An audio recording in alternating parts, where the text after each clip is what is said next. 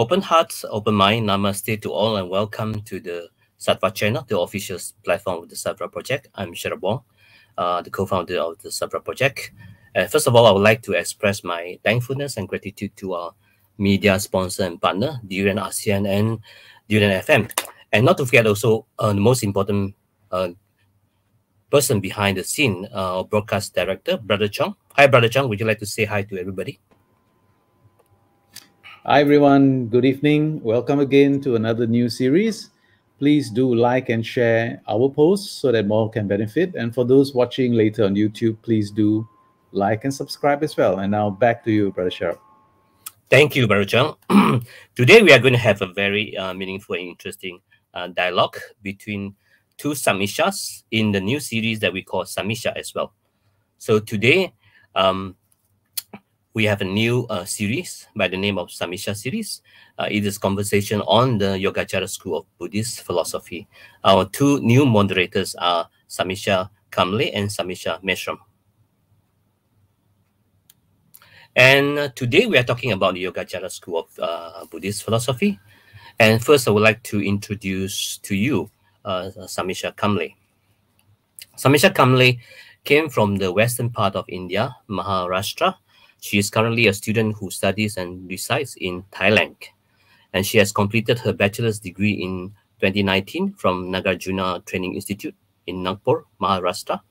Then she continued her MA in Buddhist Studies in International Buddhist College, Thailand, until 2021.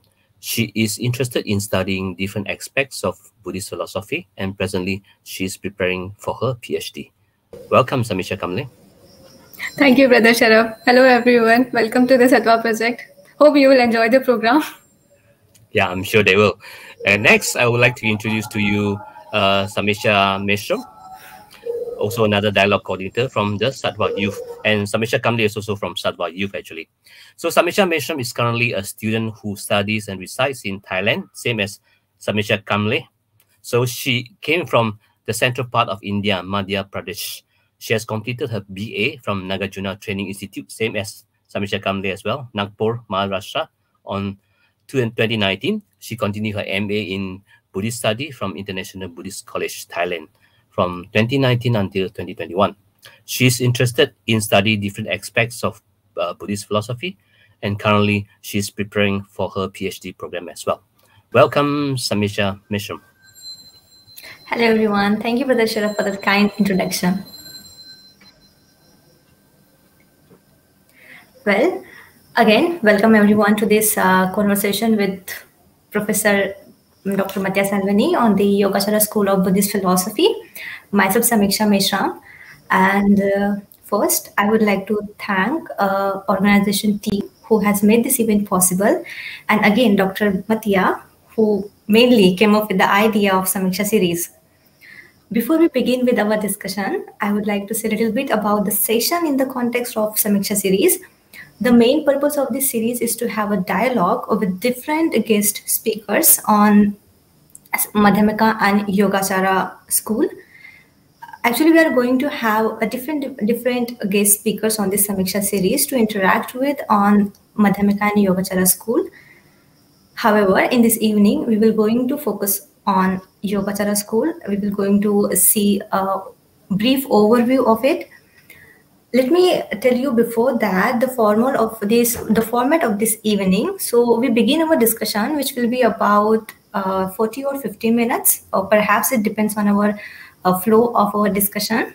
And after that, the rest of the time, we will discuss our questions and answers, so that at that time, you may ask questions by writing it in the comments, and we will also be looking about it. So please do write your questions in the comments box, so we can take your questions and display it on the screen, so it could be easily understandable.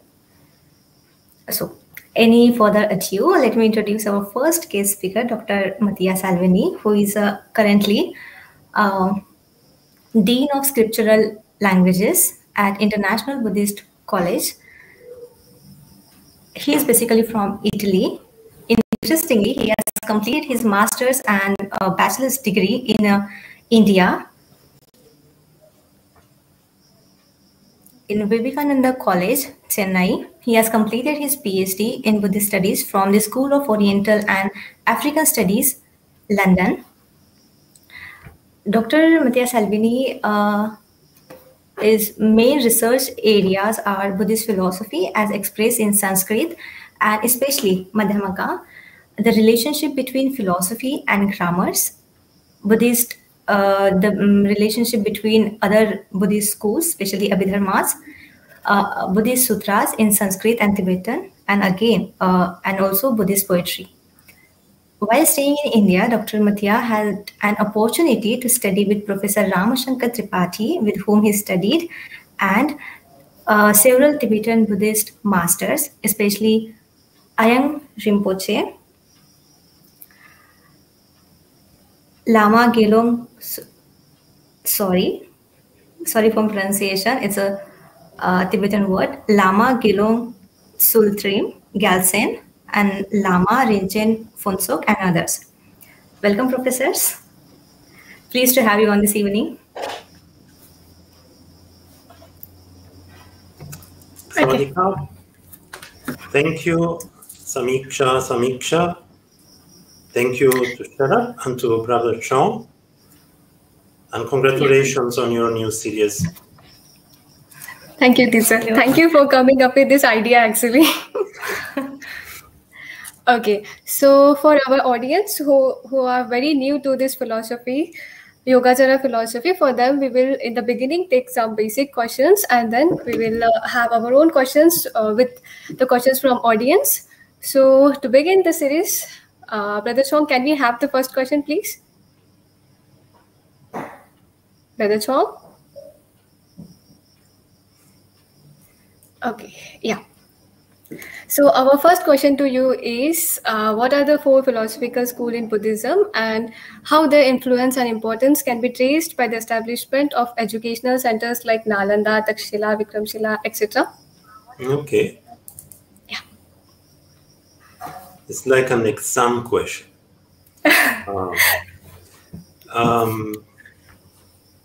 Well, it depends whom you ask, because this classification into different schools, I think, is different in different parts of the Buddhist world.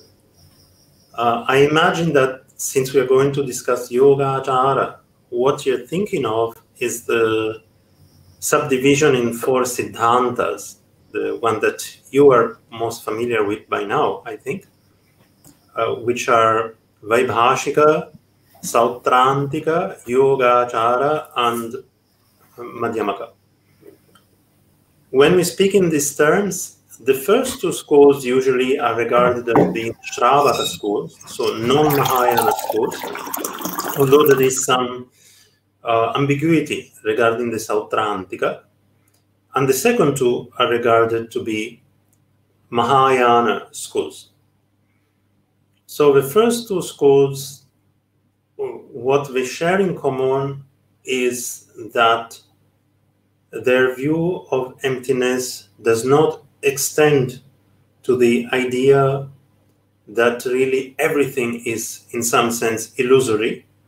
And the second two schools, on the other hand, regard everything as being illusory, not just the continuous permanent person, but just everything is regarded as illusory. And this is a direct consequence of what they regard to be genuinely spoken by the Buddha. So for the second two schools in the group that I mentioned, namely Yogācāra and Madhyamaka, the Mahayana Sutras are also the words of the Buddha, and indeed they contain the ultimate intent of the Buddha. And since there is such an emphasis on the fact that everything is an illusion in the Mahayana Sutras, this kind of emphasis is also reflected in their philosophies. And what is their connection to these great centers of learning? Well, many of the masters which we associate with these four schools were connected to these centers. So many of the great Panditas, such as Nagarjuna, Vasubandhu, Stiramati, Pratnyakara Gupta, Ratnakara Shanti, Pratnyakara Mati, Jnanashri, Mitra. All of these were associated with Nalanda or Vikramashila. Taxasila, I don't know. I would have to think. I cannot think of someone associated with that particular university at the moment who was an important figure. But this classification of into 4 schools, we could say, is partly the heritage of this Nalanda Vikramashila tradition, is much emphasized in that tradition. And that's why it is also popular in the Tibetan tradition, wherein this type of learning came through and was emphasized, the learning of the Shastras, the philosophical treatises of these 4 schools. While we find that this classification into 4 schools is less prominent in the East Asian Buddhist tradition. It's not like they don't know about it, but it's a bit less prominent when they speak of the different schools of Buddhism, as far as I know. So I hope this answers this question. I don't know if you have some further question regarding this. Okay, I guess if our audience has, so they will write it in the chat box or write it in the comment section. So for now, I don't see any comment. So let's move on to second question. Okay, so Brother Song, can we have this second slide, please? Okay, okay. No, you can read it. What are the benefits that we could get by studying these 4 schools in general and the Yogācāra school in particular? Well, in brief, liberation and omniscience.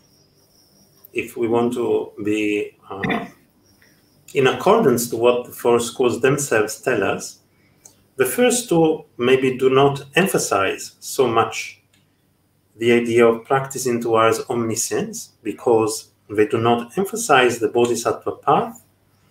The second 2 schools, the Yogācāra and Madhyamaka, however, they offer us complete systems to practice the Mahayana. And they allow us to be Mahayana practitioner by view.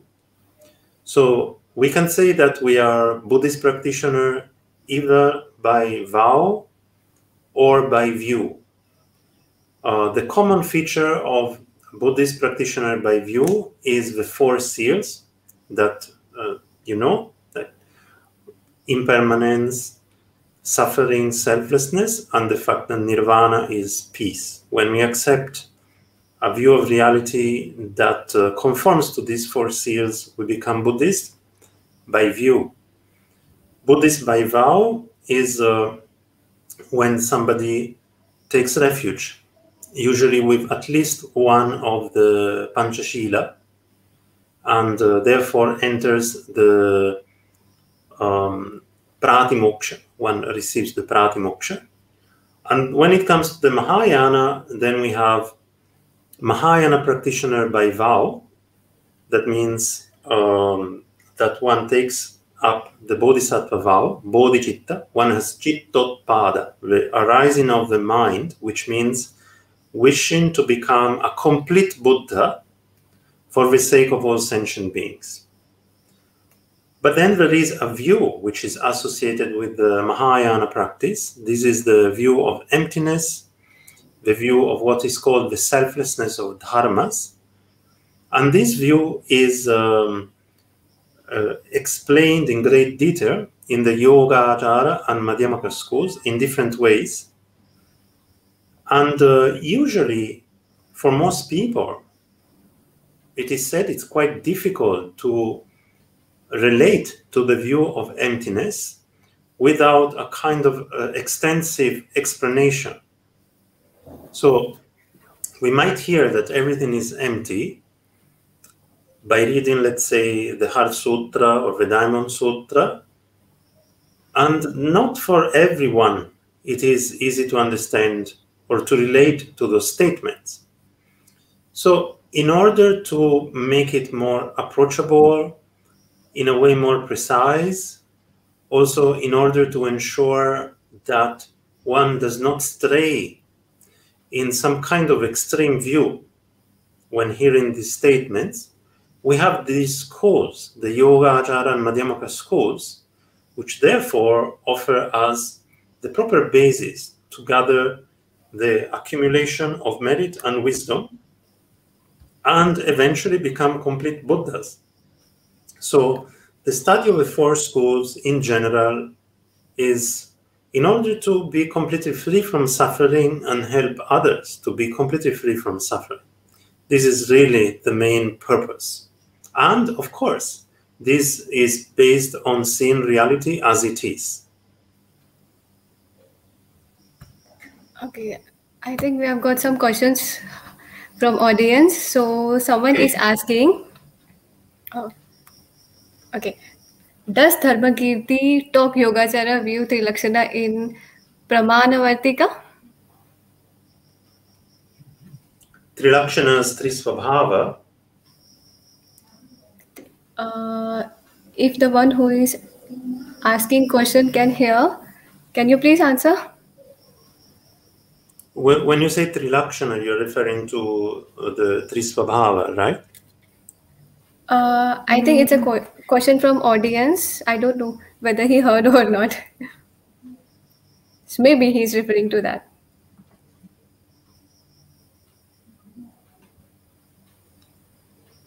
Yeah, he said yes. Okay. Well,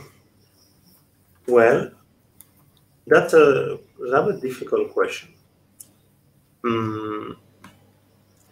There's some difficulties in interpreting Dharmakirti's exact stance. I think you know that he has these layers, philosophical layers. So at some basic level, he speaks as if there is an outer object, and at that level is kind of like a Sautrantika. At another level, he speaks like Yogācāra, and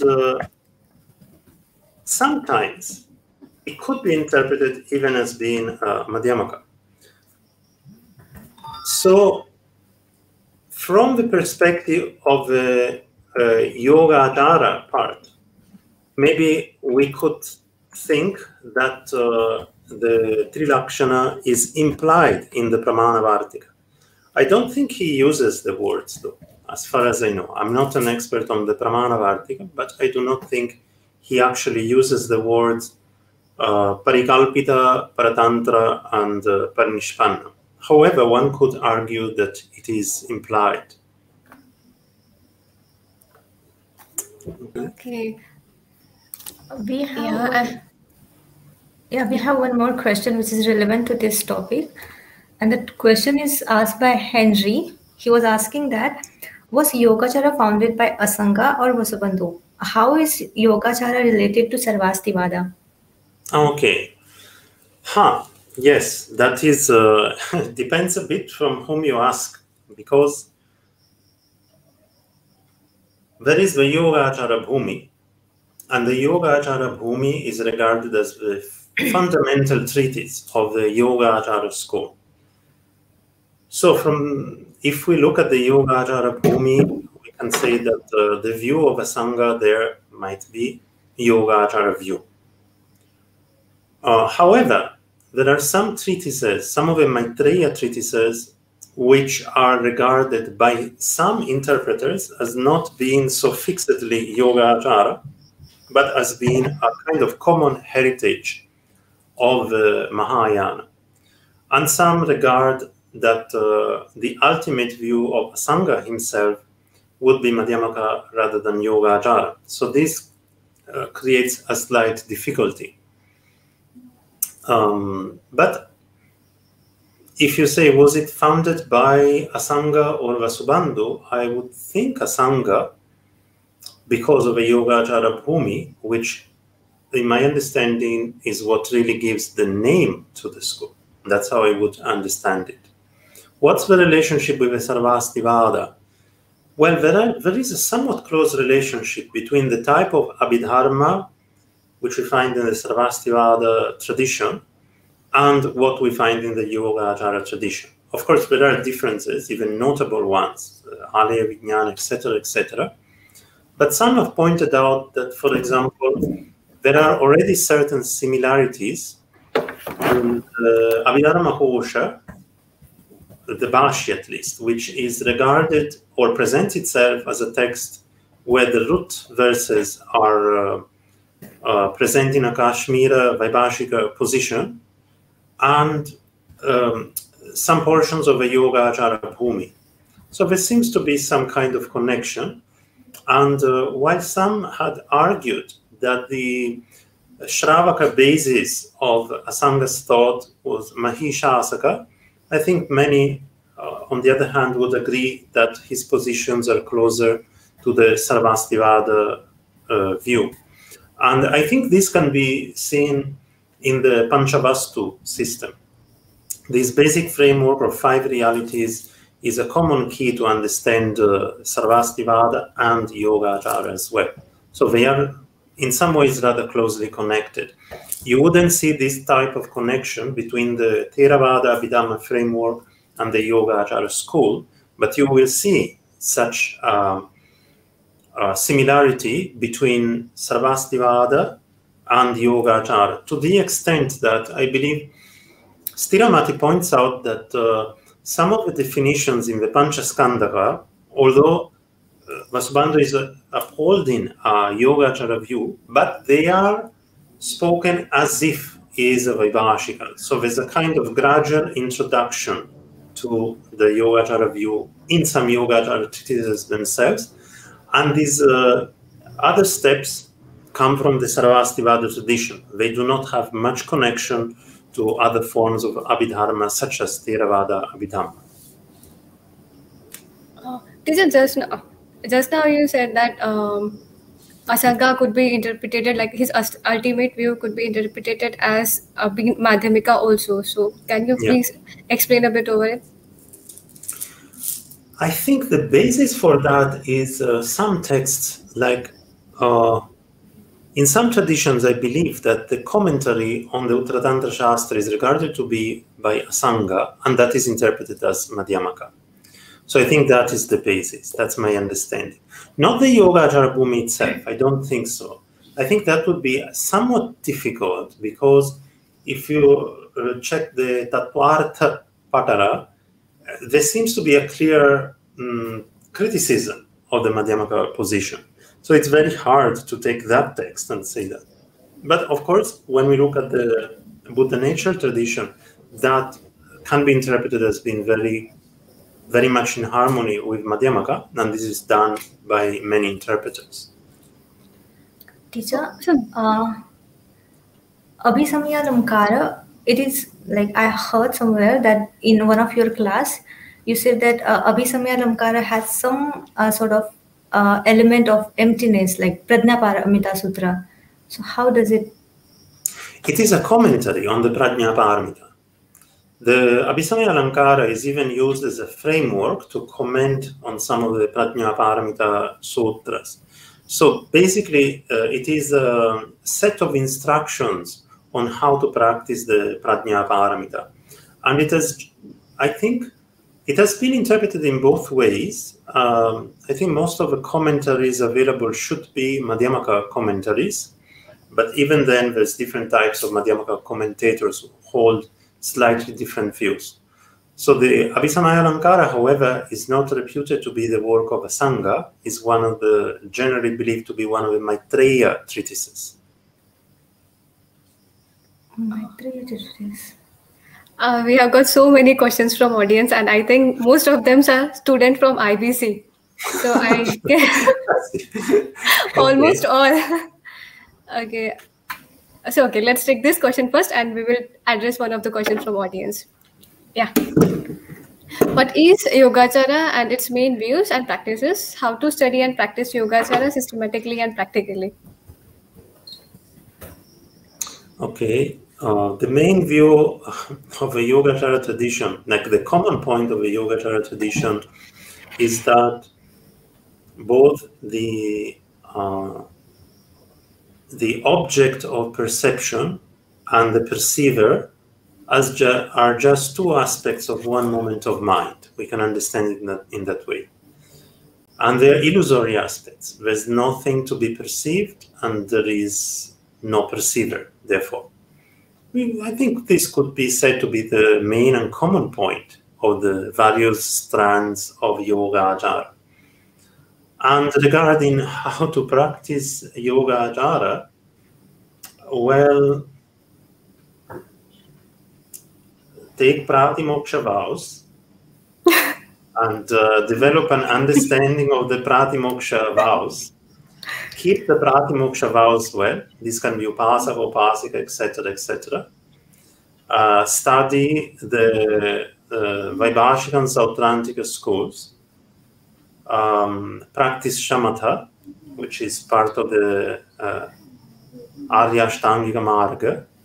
And usually, if we look at the systems, for example, there is a text about the Prajna Paramita Bhavana attributed to Ratnakara Shanti, but actually some people consider it might have been a student or something like that. And there basically, when one then does the Vipassana aspect, one applies the view of the Yogācāra. So, of course, take Bodhisattva vow that I mentioned earlier, because normally one practices Yogācāra in the context of Mahayana practice, and emphasize very much the Pratimoksha, so Naishkramya, the wish to go out of samsara, and Bodhicitta, the wish for Buddhahood, emphasize very much that. And then when one has achieved some level of shamatha, take the object of shamatha, and in the context of Vipassana, try to elicit this Yogācāra view in respect to the object of shamatha. That is one way. But actually there is many different ways, because there is some kind of short direct instructions on how to practice the Yogācāra view, which we find, for example, in Maitripa, in the Tattvaratnavali. And one of them in turn comes from Aryadeva, the Jnanasara Samuccaya. So some people who have that kind of ability can just focus on very short instructions, for example. Or there are lengthy explanations on how to go through shamatha and vipassana in Yogācāra texts. Or there are also tantric forms of Yogācāra practice, because there are certain sadhanas where when it comes to applying the view of shunyata, it is explained from the perspective of one of the two Yogācāra subdivisions. So this question, in one sense, is a bit too broad. Generally speaking, when one wants to actually practice, one needs to find a teacher, someone who can offer some continued guidance regarding how to do the practice. It's not like there is a blanket format that is going to work for everyone. I don't think so. And so the first point is, one should try to study, let's say, the Yogācāra tradition, see to what extent one is convinced, and if one is convinced and has some enthusiasm towards practicing in that way, then make aspirations. That is one point. So if one makes strong aspirations, then it's easier to find a teacher and find a way to practice according to that view. That would be my suggestion. Okay, I think it was a very broad question to discuss, so never mind, let's take the fourth question. How should we relate Yogacara school with the contemporary Buddhist traditions such as Theravada, Mahayana, and Vajrayana? Yeah. Okay. Well, generally speaking, I would suggest not to use this framework, the framework of the three traditions. Don't take it too seriously, because it creates certain misunderstandings. So, for example, if you take Theravada, someone could be a Theravada bhikkhu and practice Mahayana. And this is something that people don't understand anymore because they have this kind of a very rigid ideas. These are words which refer to different things. It's like you can be an apple and you can be red. You understand what I mean? Apple and red are two different concepts, but they're not mutually contradictory. So if you use apple and red to classify all fruit, it just becomes very confusing. And this is the kind of situation we have when we speak in terms of these three traditions. When you take East Asian Buddhism, for example, they do have things that are secret mantra practice. They have it. In fact, in some parts of East Asia, that was for a long time the main practice, one could say. And in the Tibetan tradition, they also not necessarily practice Vajrayana. That is also kind of a confused idea. So basically, the four schools that we discussed earlier pertain mostly to the Mahayana tradition and to all of them. In the context of the Theravada tradition, they're not so much discussed, except occasionally, and usually is in the context of a debate. The Theravada school, in turn, would fit more or less within the first two schools, with some modification, because their form of Abhidhamma is not the same as either Vaibhashika or Sautrantika. But sometimes, for example, the Pudgalavadin also are included within Vaibhashika with some modification. So, because the main point that they want to criticize about the Shravaka schools as being incomplete is also common to the Theravada Abhidhamma, they would probably fall in that context. Okay, now I think our audience is waiting very eagerly. They have so many questions. So, Brother Chong, can we have questions from our audience now?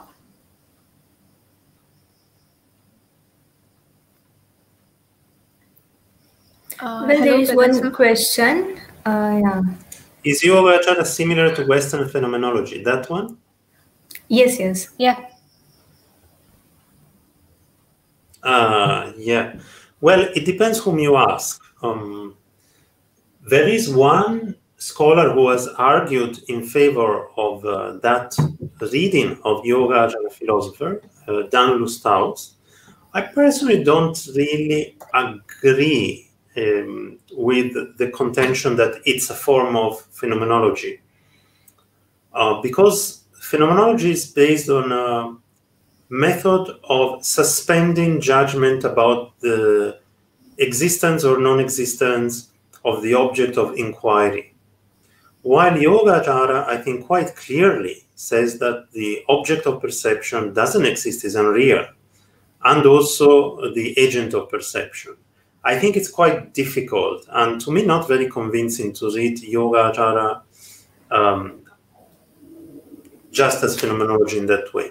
There is some similarity, I would say, in the sense that phenomenology has this aspect of practice. That is somewhat a unique feature in terms of relatively contemporary Western philosophy, that in phenomenology, it is said that in order to really understand it, you have to practice it. So you have to go through these phenomenological reductions, these suspensions of judgment, and observe the phenomenological field, and in that way gain some insights which are not just purely formal. Like, it's not a matter of understanding a certain logical form, but rather are certain gaining clarity and insight about one's experience. And I think this kind of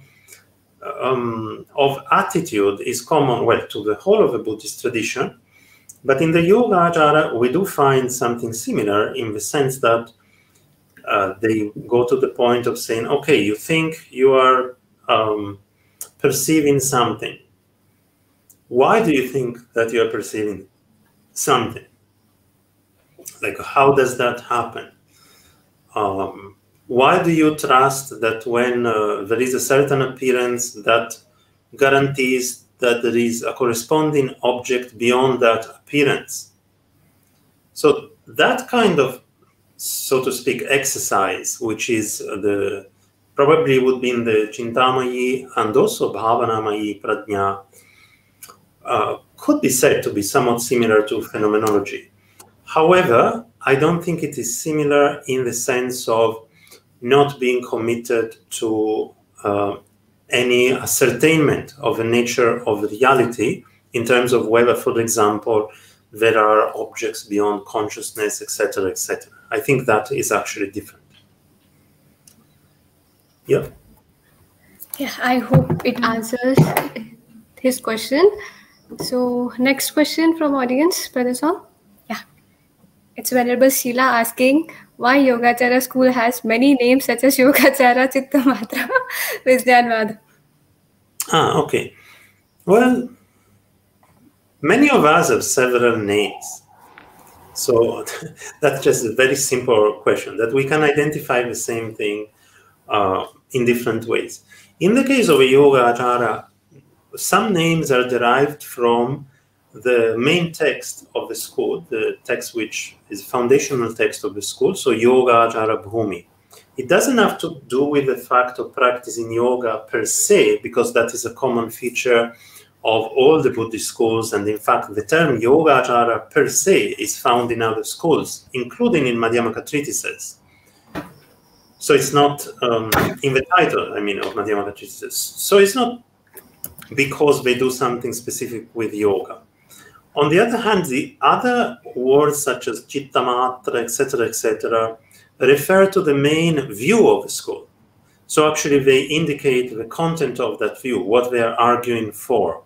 And that's why they have this other name as well, in order to identify them in terms of what they are arguing for. Okay. Then the next one is from Pacifistic Chakma. I guess, what is the relation between the 8 consciousness and 3 transformations? Okay. Well, there are 3 transformations. One is Vipaka, the maturation consciousness, and that would be the Alaya Vijnana. Then there is the one which is called Manana, Vipaka Mananakyascha. So that is the Klishta Mano Vijnana, that is the afflicted thought consciousness. And then there is the third transformation, which is called Vijñaptir Vishayasya, the cognition of a specific domain, an object. And this is the third transformation, which is the 6 pravritti vijnanas, these consciousnesses that take up objects, the ones which normally we list in the Buddhist tradition. So they are somewhat very neatly coordinated. And this is explained somewhat clearly in the Trimshika, the 30 verses of Vasubandhu. I would recommend you to go through that, or maybe you can ask Samiksha to explain it to you, like to give you a small course on the 30 verses. Well, now we have, Brother Chong, can we have a next slide of our question? Oh. On storehouse, consciousness, ... So, there's no question mark, there are dots. Yeah, question mark is referring to the dots. Yeah, I think maybe you can explain a little bit about storehouse consciousness to give a brief idea of what it is. Okay. Alaya, we translate it sometimes as storehouse, but actually I would not translate it. I would keep the word alaya because it happens to be a key term, and as you know, it can be understood in more than one way. So this alaya vijnana, the main characteristic is that it has the seeds, bija, of all experiences. And by seeds of all experiences, 2 things are meant. The present experience comes from them, from the alaya, from a seed in the alaya, and it deposits a new seed in the alaya. So it's a continuous process of being simultaneously cause and effect for the alaya. And the alaya does not stop for the entirety of samsara. It is a momentary type of consciousness, but the alaya is the only consciousness of the 8 which never stops. It is always there. We don't know it. We have no way to relate with the alaya as ordinary people. And even great meditators might have no way to really see the alaya, so to speak. So this alaya is not something that we can easily operate upon directly, but we can operate upon the causes and conditions for removing what is called vedauštulya, the badness which has been stored in this alaya, and turn it around so that it becomes the continuum of liberation and the continuum of omniscience. So, yeah, this is in brief. I do not know whether this is the kind of brief explanation that could help you. Yeah, but there are few, like when we speak about Yogācāra tradition, so we can divide Yogācāra tradition into those who follow text and those who follow logic. So I guess those who follow logic, they do not believe in storehouse consciousness. So can you elaborate? Yes. Well, in that case, we explain continuities more or less like Sautrantika by just using bijas, without believing that the bijas need to be stored in one consciousness that is always there, continuous. So they don't have that whole system of 8 consciousnesses. This division is somewhat.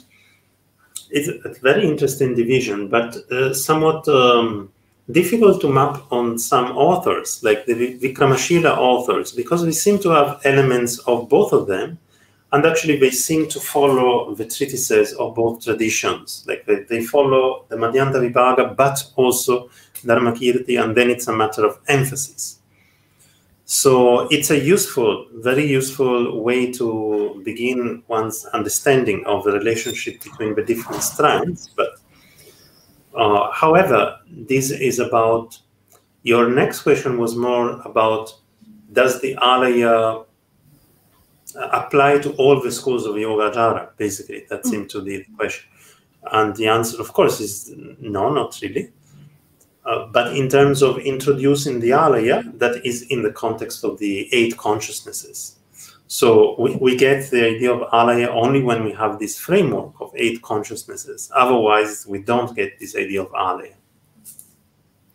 Okay, so all the traditions, like all sub-traditions of Yogacara school, not necessarily believe that there is storehouse consciousness. Exactly. Okay, so there is more questions from audience. So Henry is asking, Yogacara school rejected Abhidharma of the Sarvastivada, and from its own Abhidharma.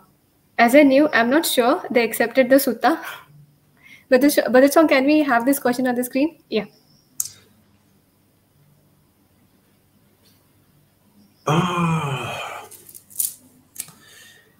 Well, they didn't reject it completely, but basically the Yogacaras could be said to be Sautrantikas in some sense. That's what actually recently Achim Bayer was pointing this out, that in one text, I think in the Karma Siddhi Prakarana, Vasubandhu says that the Sandhi Nirmocana is a sutra which the Sautrantikas accept. I think the term Sautrantika, or following the sutra, can be a very broad term, wherein somebody gives more prominence to some sutras.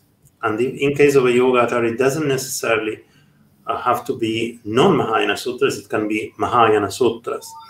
So you can see this in the Abhidharma Samuccaya Bhashya, for example, that Stiramati says that the Abhidharma Samuccaya is written in accordance with the sutra, by following the Abhidharma Sutra. And it's not clear to me whether that refers to one specific text or it just means those sutras wherein the Abhidharma is taught. Now, obviously, they accept the sutras and suttas. Everyone does. There is no Mahayana school which discards any sutra. That just doesn't happen. The point is how they interpret them. That's all. But there is no such thing as Mahayana philosophers which do not accept sutras. There are some. I found one Mahayana philosopher who argues that some sutras were not transmitted well, some non-Mahayana sutras. But in terms of Buddha Vachana, all the Buddha Vachana is accepted by Mahayana philosophers, meaning both the Shravaka Sutras as well as the Mahayana Sutras, and by some also the Tantras. So the Shravaka Sutras are commonly accepted by everyone. That is really common to all the Mahayana philosophers. At least I do not know a single one who says we discard those sutras. There is one more question from Alessandro, who is asking, Brother Chong, can we have that question on the screen? Who is asking that some Yogacara inflected thinkers seem to possess that ultimate knowledge is luminosity, prakasha. Does this entail that awareness is ultimately established, or can one hold both emptiness and clarity? Well, they regard emptiness as the emptiness of grahya and grahaka, the emptiness of not having any object of perception and perceiver. So that emptiness is established. However, prakasha for the Yogācāras who speak in that way is ultimately established.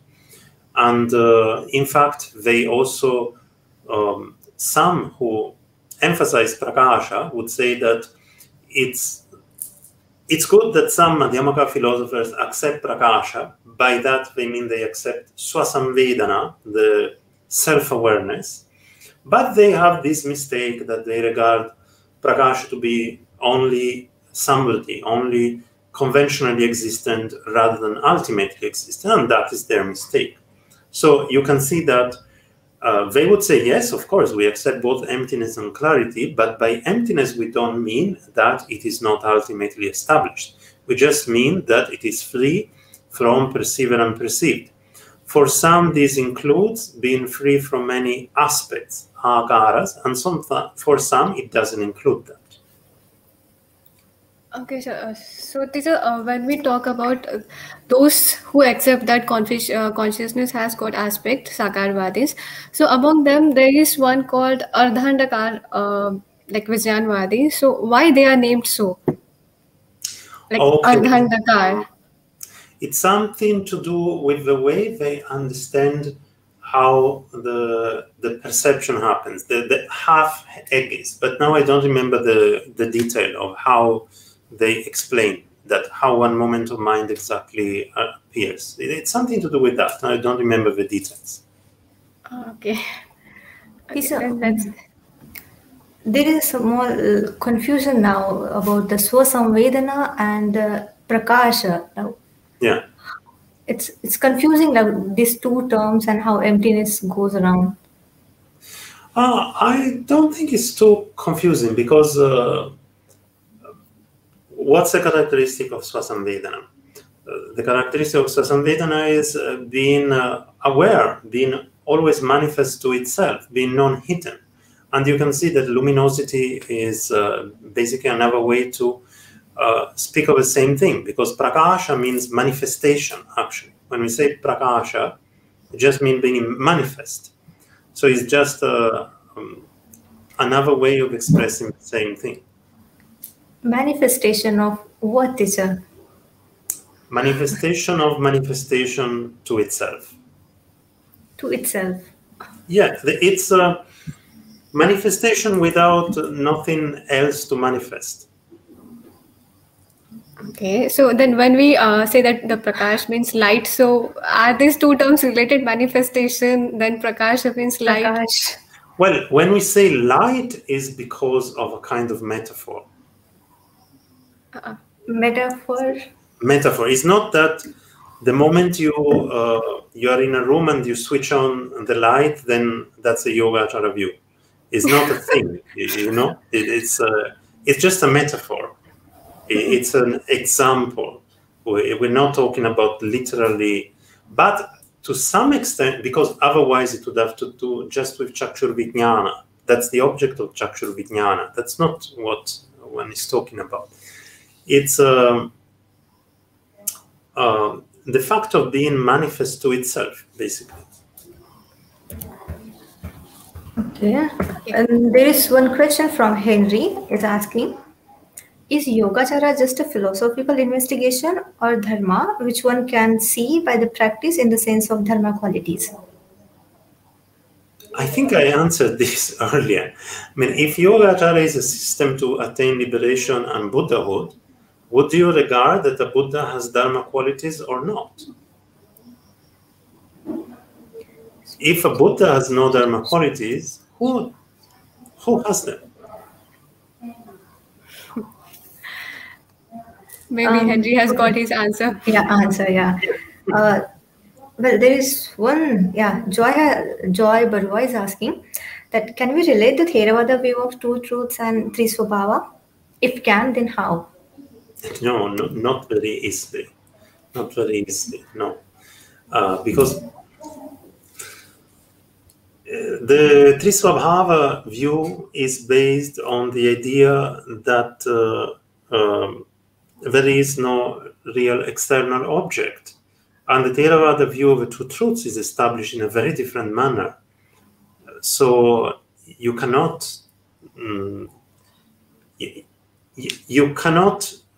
harmonize them.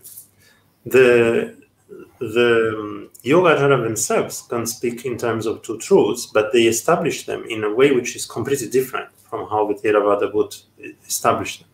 The Theravada view of two truths would be closer to, let's say, Sautrantika, but not really to Yogācāra. I think the doctrine of three svabhavas is unique to Yogācāra tradition, or like some elements of that concept is shared by some other traditions. Well, that's an interesting question, because Trisvabhava itself is something which is discussed in the sutras, and therefore it's common to all the Mahayana traditions. How the Trisvabhava then is interpreted is going to be different if you look into Yogācāra or if you look into Madhyamaka. So that is where the difference is going to be. And some Madhyamakas will criticize the approach of a Yogācāra, such as Chandrakirti and Bhaviveka, etc. Some will be more accommodative in the sense that they might use Yogācāra as a kind of intermediate step. So it really depends on which thinker we're looking at. But we have to remember that as long as something is found in the sutras, it cannot be explained away by Madhyamaka philosophers. They will actually have to explain it somehow, maybe in a different way, but they cannot just say, oh, this is just wrong, because it's in the sutras. So the doctrine of Trisvabhava is not something that the Yogācāras came up without any reference to the sutras. It is in the sutras. I think it is also in the Prajñāparamita, in the 25,000 lines Prajñāparamita. And therefore, it's not just something that we find in Yogācāra. Okay, and then someone has a question. I know that there is one Zen sub-school that studies and practices only the Heart Sutra. So I don't understand whether this is a question or she's just sharing her information, which she has. No, I think maybe I understand. Maybe I understand why she's asking it. Because in the beginning I said that it is quite difficult for most people to just read a sutra and understand emptiness. So perhaps she's mentioning this because she's thinking, well, somebody seems to be doing it. That's my guess. That's just a guess. Well, I think that it's not, I don't think it's exactly like that in those Zen schools, because the idea is that one should have a kind of mind-to-mind transmission from a teacher and do a lot of meditation. And in that regard, instead of relying on more extensive learning, those certain schools, and that's not unique also to the Zen school, rely on a commitment to just doing a lot of meditation and relying on a clairvoyant teacher who can really tell you, now you have to do this, now you have to do that, and then one proceeds.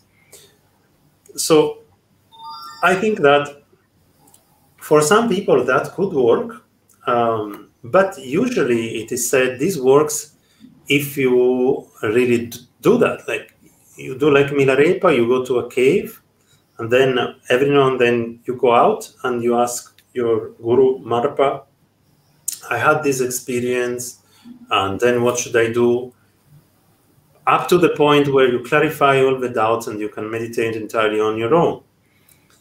Fine, but how many people have that kind of isolation and not reading anything else? So the point is, we are always exposed to wrong view. The whole day we are exposed to wrong view. All of us read things on the internet. Some people read books, watch movies, whatever. We are always exposed to wrong view. We're not in that kind of isolation. So if we don't also expose ourselves to conceptually determined and conceptually explained right view, what do you think is going to happen when we try to meditate?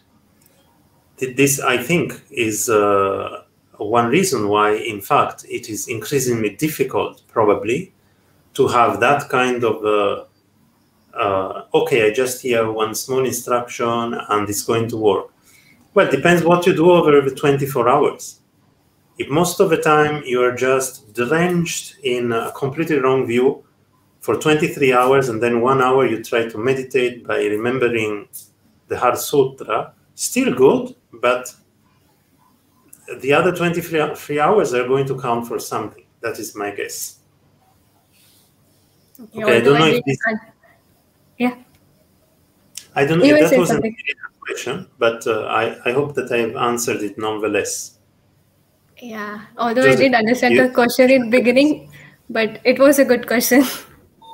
Okay, so someone is asking, are vasanas or imprints and seeds are the same things or different? They speak of vasana bija, so they seem to be subtly distinguished. But maybe they are two stages, I think. I would think that probably there is a subtle distinction between the two in terms of stages. That is my guess. Now, I would have to check to offer you a more precise answer for that. But usually when one speaks of bija, they're called vasana bija. Yeah. Yeah, so I don't have a definite answer, but I don't know if I remember correctly, but I guess I have read somewhere that when the seeds get ripened, so then they are called as vasanas. I don't know whether I'm right. They become. Yeah. Yes. Is it? There is some explanation about the.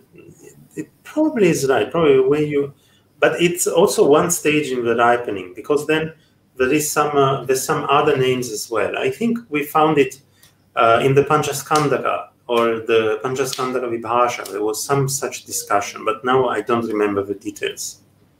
So sorry, but I think there is a subtle difference, but I cannot pinpoint exactly what that difference is.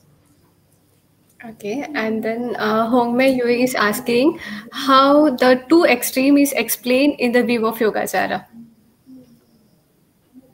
Okay, that is actually discussed in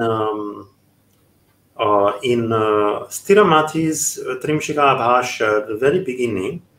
So one extreme is that both Vijnana and Vijñeya are Samvriti, and the other one is that both of them are Paramartha, both of them are Dravyasat. So both the consciousness and its object are regarded as real, although momentary, etc., etc. That's one extreme.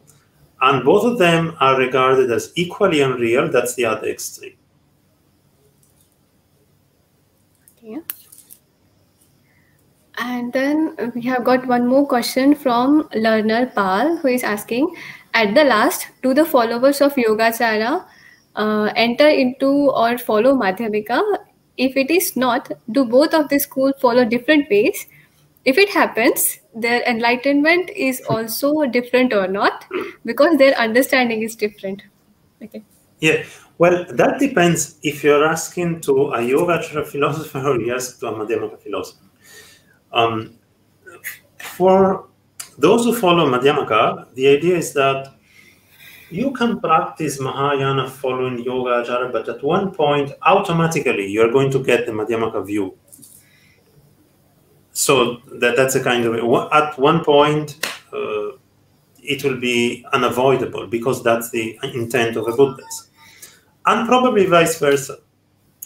At least those Yogacaras were open to the idea that as long as, for example, the Ratnagara Shanti says that as long as there is this basis of prakasha, we agree on this, this is a suitable basis for practice. So probably from that perspective, the idea is that one will automatically then realize that, oh, actually, it's not conventional, it is real. So there is no, there is not one answer to that question, because the answer depends very much on whether we answer from a Yogacara perspective or whether we answer from a Madhyamaka perspective. Okay. These are the... Yeah, you want to ask follow-up question? Yeah, so I wanted to ask, so in Buddhist tradition, both Nagarjuna and Asanga are considered to be great philosophers.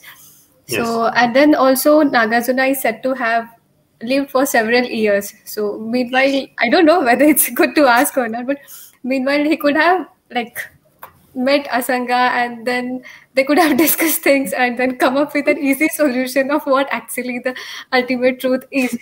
So like it's, while reading this philosophical text, it becomes very confusing because they debates over small things, to put it in simple words. So yeah, I understand. But you see, those things are very small to us because we don't meditate, and therefore we have no direct relationship to certain details. What's the difference whether mind ultimately exists or not? But if one is at stages of Vipassana where one is trying to get more and more attuned to the nature of reality, that becomes a vital question. And not everyone has to agree. Asanga, first of all, as I was saying, Asanga, according to some, his own position ultimately is Madhyamaka. So no problem. But even someone who might be ultimately a Madhyamaka might write a treatise criticizing the Madhyamaka, which to you might sound strange. But from the Buddhist perspective, it isn't at all, because it can help those people who have that kind of predisposition to practice on the basis of that view. Because even if a view is not yet complete, that doesn't mean that that view is worth nothing. That is not like black and white. Either it's the highest view or we just throw it away. It's not like that. Even for Madhyamakas, one is like the Bodhicharyavatara says very clearly, you're not supposed to teach emptiness to those who do not have the predisposition for that. And you should teach them the Shravaka view. So it's for, let's say, Bodhisattva practitioners, Madhyamaka upholder, they still have to know the non-Madhyamaka views, and teach them to people and tell them to practice according to that view if they have this clear sense that those people cannot practice according to the Madhyamaka view. And so this is something that you remember, you also studied the Tattvaratnavali. And in the Tattvaratnavali, that is also explained. The Buddha teaches Sopanam Iva is like a staircase. Not everyone has very long legs so that they can go through 5 steps at one time. Some people need smaller steps to reach there. So that is the general idea in the Buddhist tradition. Like otherwise you could say, why didn't the Buddha just meet with himself and resolve which one is the Nita Artha? But the whole point is that it's not a matter of just authority. You see, when you think in those terms, it's like thinking they should just tell us which one it is and we'll follow it. But then how are you going to do genuine Chintamayi Prajna? How are you going to reason for yourself whether that is true or not? Then that becomes like command, and that's it. There is no reasoning, no personal involvement. So it is actually good, in my opinion, for us that there are different philosophies and they disagree with each other, because they force us to have a certain honesty wherein we should reason about it and see which one we find convincing and go for it. Otherwise, it's just someone tells you, oh, it's all empty. And you repeat it, oh, it's all empty. And then nothing. It's completely meaningless. You see what I mean? It's like as you said now, that Asanga also has a ultimate view, which is Shunyata.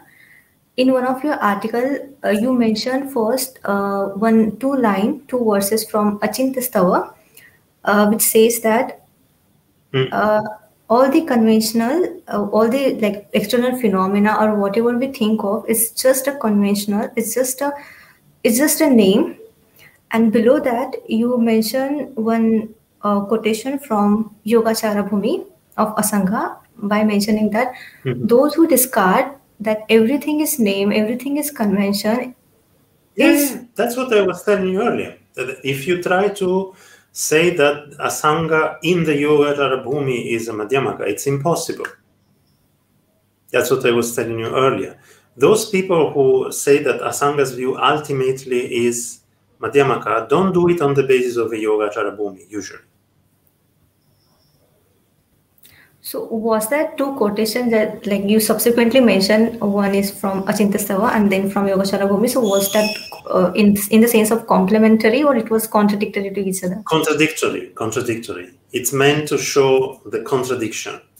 That actually, it was meant to highlight how that passage of a Yogācāra Bhumi is meant to be a criticism of Madhyamaka. I'm quite convinced of that. Okay, I think Samiksha got her answer. So let's take. No, I'm still confused. Oh. Like, if it is a contradictory, then Asanga is saying to Nagarjuna that what he is saying that everything is conventional is wrong. Yes, exactly. That's what I said. So Asanga is saying to Nagarjuna that his view is wrong. Yeah, definitely. So this is like. We have been told and we studied in the classroom that Asanga was in the Nagarjuna was in the first Bodhisattva Bhumi, and Asanga was in 6th or 7th. I'm not sure. 6th or 7th. So how their views are their views are different, but still we consider in the philosophy in Buddhist philosophy. I didn't say the views are different.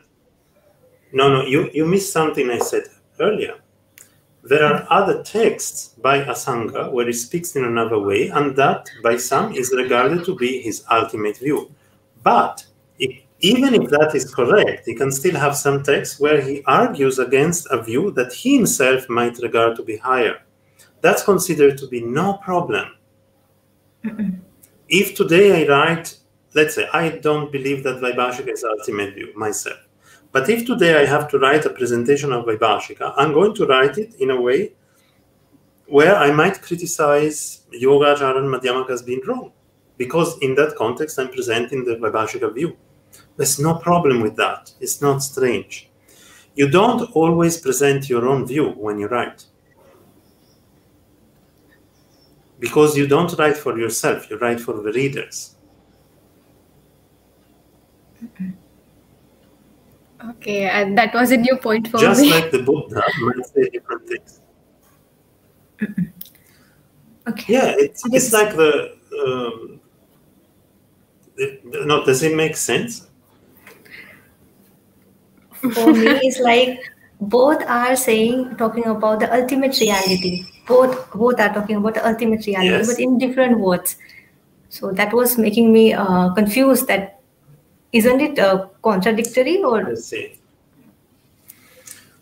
No, they present different ideas which may not be compatible, actually. These are two different views. Otherwise, you wouldn't have two different views. It would be the same view from a different perspective. But these are two different views. I'm quite convinced of that. That was my argument in that article, that I believe that there are two different views. It's possible that there's another text which presents things differently, and that may be the ultimate intent of a Sangha. But just looking at the text, to me, looks quite clearly not compatible with Madhyamaka philosophy. If someone says that in order to have prajñaptis, and you need to have a real basis, that's like completely against the basics of Madhyamaka thought. So that's how I would read it, at least. Okay, that's well, there is one question from Gomez is asking that if one has the Madhyamaka view, of what use of Yogācāra then? That's kind of what Bhaviveka says at one point. He says, we don't need it even conventionally. But generally speaking, for example, one of the simple ways to let's say someone really has Madhyamaka view, then there's at least two different reasons to engage with Yogācāra. At least two. The first one is to check whether one really has a Madhyamaka view. Because one of the signs of really having a Madhyamaka view is that in that case, then reading Yogācāra and understanding and appreciating their view should be very easy. It should be much easier. If on the other hand, after one thinks that one has the Madhyamaka view, one goes back and reads the Yogācāra treatises and finds them difficult to follow, that may be a sign that actually one's understanding of Madhyamaka is not really perfect. So in this way, it can help to check to some extent whether what we think is our understanding of the view of Madhyamaka is genuine or not. And this is also one reason to engage with Vaibhashika, Sautrantika, or any other Buddhist view. Another reason is that Madhyamaka view usually is in the context of Bodhisattva practice, and those who practice Bodhisattva practice should always try to master all the aspects of Buddhism. That is generally, it's a general principle. If somebody, in fact, the more one studies and understands so-called high views, the more one should gain appreciation for all the aspects of the Buddhist tradition and regard them as having ultimately one flavor, ekarasa, sometimes it is said. Because then the point is just a matter of being more or less direct. If we, let's say, we agree with the Madhyamakas and we say that a certain view of emptiness is actually the ultimate intent of all the Buddhas, fine. But then that should give rise to karuna. from the Madhyamaka perspective, Chandrakirti himself starts by praising Karuna, compassion. So it would be very uncompassionate to think that, ho, I know Madhyamaka, what do I do with Yogācāra? What about others? What about other people who might have a predisposition for Yogācāra, and that in your next lives you might meet and have to try to guide? What about them? So this is also the other reason. So the two uses of Yogācāra are, there is a third one, which is some Madhyamaka philosophers use Yogācāra as an intermediate step. And therefore, to understand their type of Madhyamaka, we need to understand Yogācāra. Otherwise, we will not be able to actually follow exactly those type of Madhyamaka systems. Basically, the view is not just for ourselves, as if we are Mahayana practitioners, mastering different aspects of the view is something that even people, they might have great realizations, but they patiently go through the whole process in order to be able then to also express things to others. So there's no aspect of a Buddhist tradition that getting or being exposed to a so-called higher view and start of thinking that the so-called lower views are to be disparaged is actually a bad sign, in my understanding. And actually, this is what we find in the text usually. It is it's said sometimes very explicitly that when we that we should always show the same reverence to the entirety of the Dharma. That doesn't mean that, of course, in the course of debate and in the course of explaining the view, there is a matter of thinking what is more convincing, what is more subtle, but it's never like saying, oh, this is so bad, this is something that is worthless.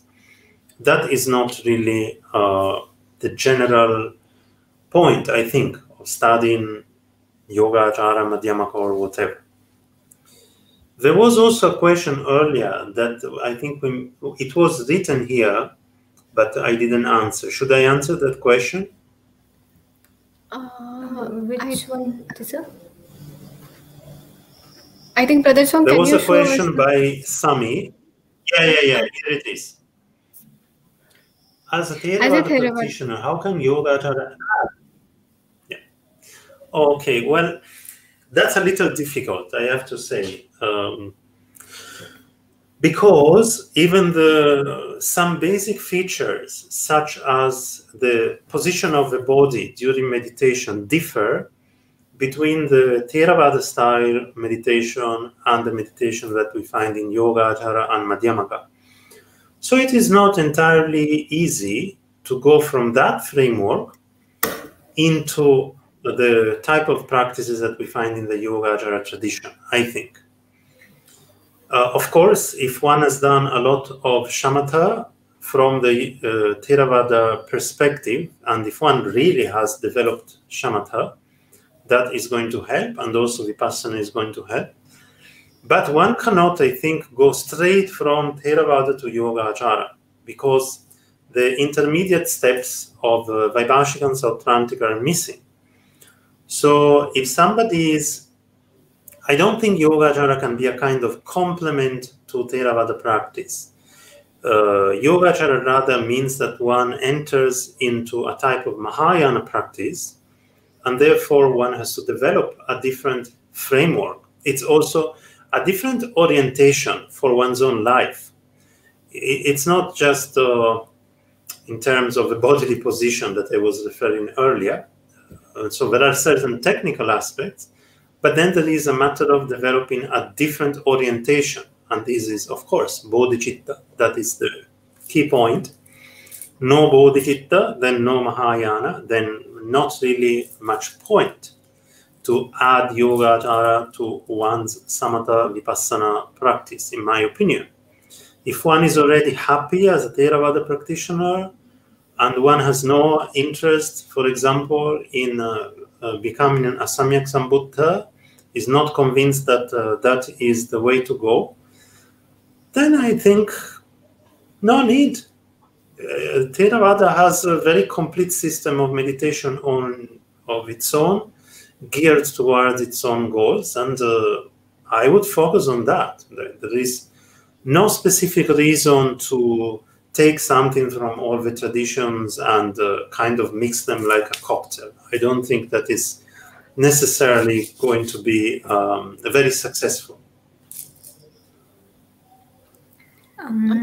There is a question from Lokaputta asking. Okay, I see it. We know. Yeah. Can you read, sir? Yes, please. No, you can read. Okay. We know that according to Yogācāra, everything is just a projection of the mind. Then the Madhyamika said, eventually all are by nature empty. Then what the Yogācāra counter responses to that argument? Yes, there are many different counter responses. One of the responses is that you cannot have kind of an illusion without a basis for that illusion. There's always a basis for an illusion to happen, something appearing as something else, but there needs to be some kind of something to begin with. So that is one of the answers. On another Yogācāra trend, the answer is based on something else, which is, okay, you're offering me a reasoning about whether mind exists or not. But what is that the validity of that reasoning based upon? And they would say ultimately it's based on mind. Mind in the ultimate sense of luminosity or self-awareness. So all the reasonings are actually ultimately dependent on that.